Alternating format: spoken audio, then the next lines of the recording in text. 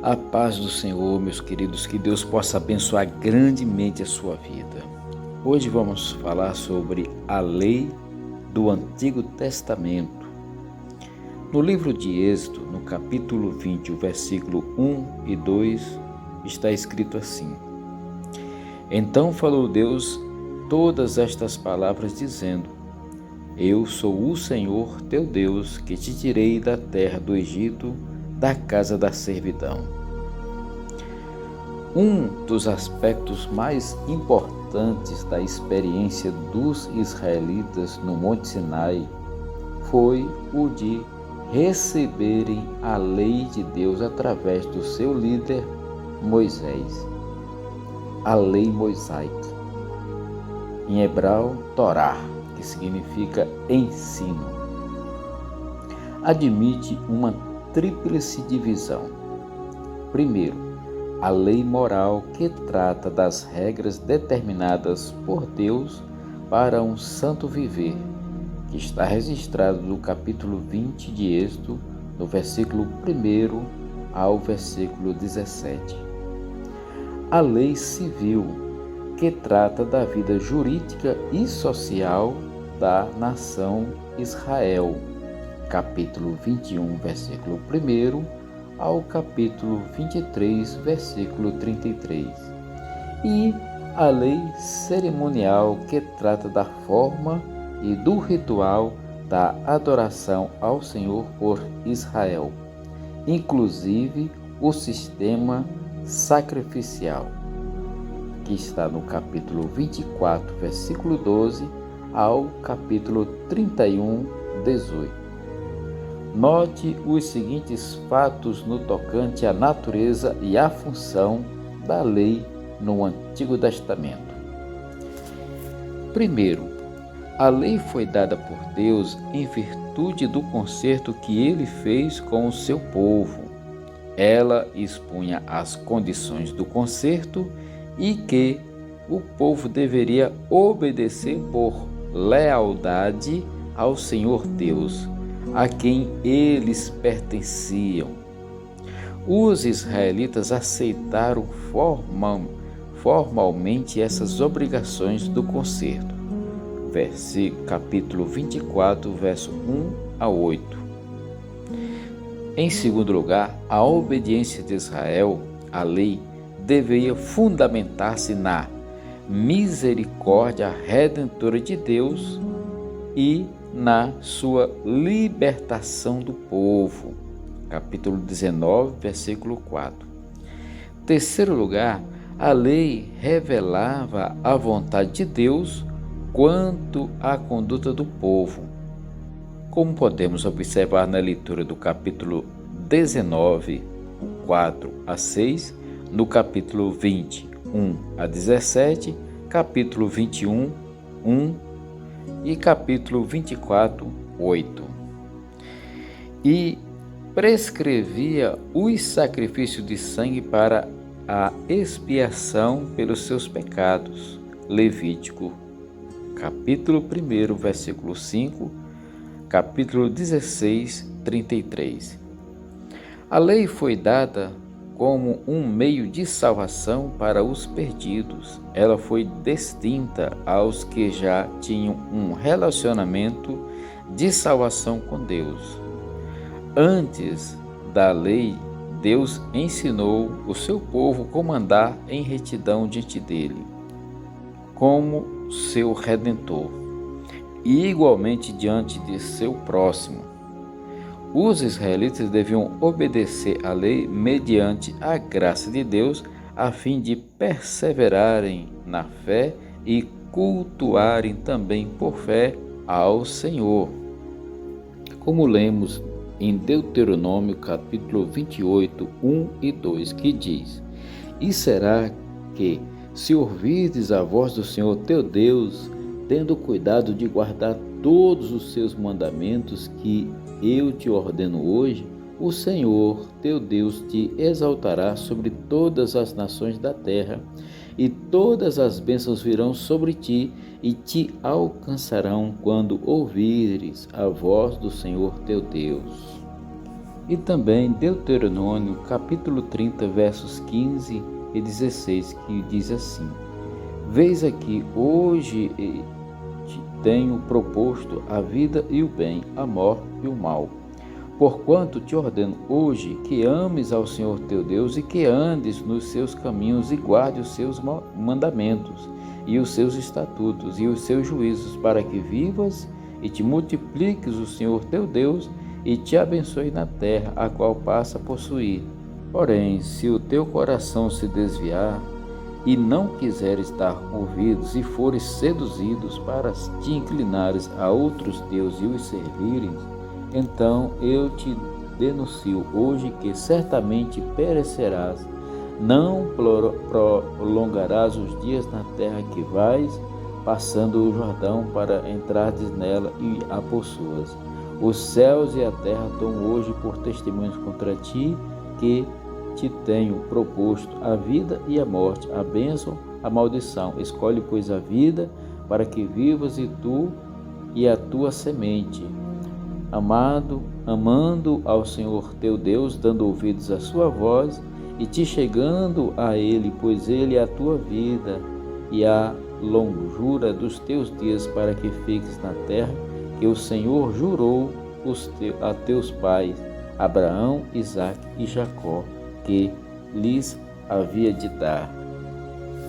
Em quarto lugar, tanto no Antigo Testamento quanto no Novo Testamento, a total confiança em Deus e na sua palavra e o amor sincero a Ele formaram um fundamento para a guarda dos seus mandamentos.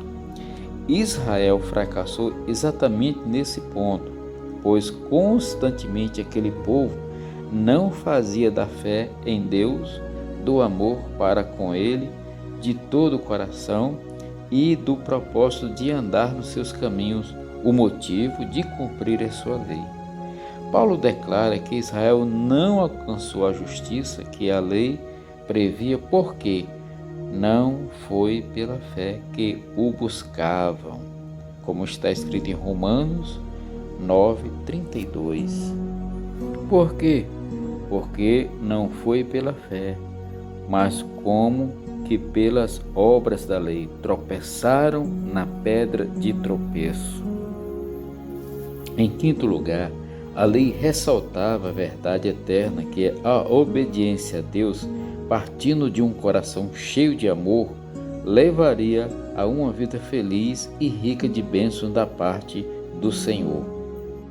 Deus criou o homem, o ser humano, como um ente moral capaz de optar livremente por amar e obedecer ao seu Criador, ou por desobedecer-lhe e rebelar-se contra a sua vontade. Deus anela comunhão com seu povo e lhe dá esse único e indispensável mandamento que vincula esse povo a ele: retribuir o seu amor com amor, gratidão e lealdade. A verdadeira obediência a Deus e aos seus mandamentos somente é possível quando brota da fé em Deus e do seu amor. Em sexto lugar, a lei expressava a natureza e o caráter de Deus, seu amor, sua bondade, sua justiça e o repúdio ao mal. Os fiéis israelitas deveriam guardar a lei moral de Deus, pois foram criados à sua imagem e semelhança, como está registrado em Levítico 19:2.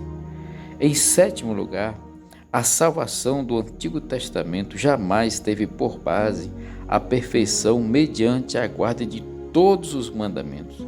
Inerente ao relacionamento entre Deus e Israel estava o sistema de sacrifícios, mediante os quais o transgressor da lei obtinha o perdão, quando buscava a misericórdia de Deus, com sinceridade, arrependimento e fé, conforme a previsão divina expiatória mediante o sangue.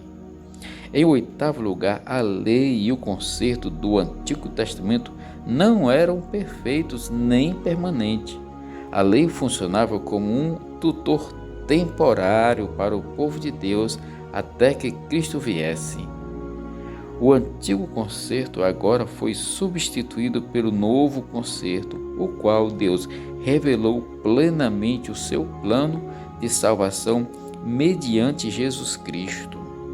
O apóstolo Paulo, quando escreve a carta aos Gálatas, ele fala assim, capítulo 3, versículo 22 em diante, fala: mas a Escritura encerrou tudo debaixo do pecado, para que a promessa pela fé em Jesus Cristo fosse dada aos crentes. Mas antes que a fé viesse, estávamos guardados debaixo da lei e encerrados para aquela fé que havia de se manifestar. De maneira que a lei nos serviu de aio para nos conduzir a Cristo, para que pela fé fôssemos justificados. Mas depois que a fé veio, já não estamos debaixo de aio, porque todos somos filhos de Deus pela fé em Cristo Jesus.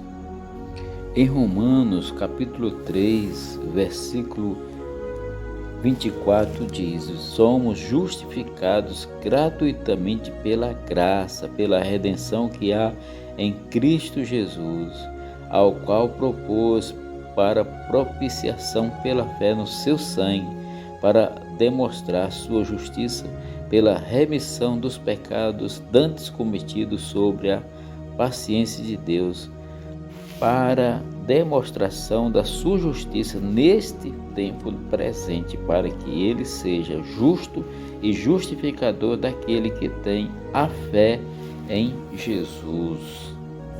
Em nono lugar, a lei foi dada por Deus e acrescentada a promessa por causa das transgressões, e tinha o propósito de prescrever a conduta de Israel, definir o que era pecado, revelar aos israelitas a sua tendência inerente de transgredir a vontade de Deus e de praticar o mal, e despertar neles sentimentos de necessidade, de misericórdia, graça e redenção divina. Então a lei no Antigo Testamento ela foi como um que apontava para a necessidade não só do povo de Israel, a nação israelita, mas para todas as pessoas, a necessidade do perdão, da graça, da misericórdia e da redenção, que através do sangue do Cordeiro, pelo sacrifício de Jesus Cristo, ali fosse consumado a salvação de todos, pela fé em Cristo Jesus, com um coração sincero de arrependimento e pela fé em Cristo Jesus. Amém? Muito bem, meus queridos, que você possa ser edificado com este estudo e possa compreender que a lei apontava para Cristo e Cristo hoje é a nossa salvação. Em Cristo nós encontramos vida, em Cristo nós encontramos paz. Então precisamos nos converter a Ele para que a nossa vida possa realmente ser transformada pela graça e misericórdia do Senhor. Fica na paz, compartilha este estudo e se ainda não é inscrito em nosso canal, se inscreva. Todos os dias às 6h45 nós temos a oração da manhã, falando com Deus. Amém? Deus te abençoe.